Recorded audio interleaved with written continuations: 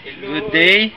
Ito po yung kinabit natin sa Kawasaki Twin 125 dito sa kaibigan natin. Ito po yung niya, tapos yung regulator nandito. So ito naman po yung bubbler, tapos yung hose nya papunta dyan, saka dito na. So papunta na po sa air intake.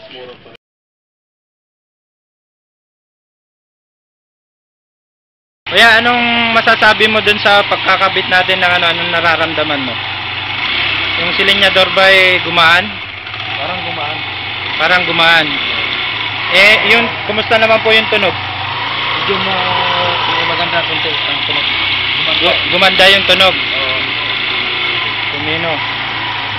Okay, testingin po natin. Subukan mo yung hatak, kuya.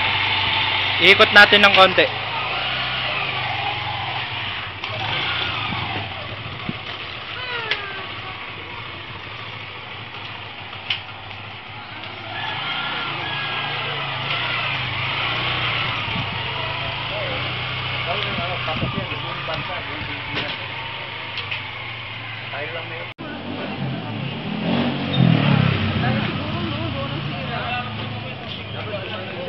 Ano kuya, ano nararamdaman mo?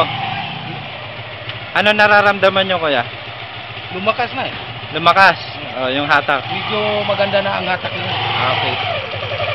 Bali sa susunod naman po kuya, mga next week o kaya 2 weeks kung kailan yung available nyo na time, testingin natin yung kung ilan yung nakonsumo yung gas.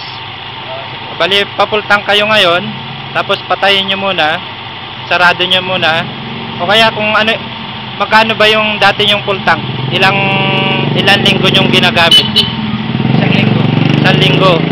Yung full tank nyo 1 linggo. So titignan natin pag yung inabot ng 2 linggo, ano po? Sige. Okay, thank you. Ito po yung kinabit natin sa Kawasaki Twin 125. Okay, thank you po. Subscribe po kayo para sa sunod kong video. Updated po kayo. Maraming salamat.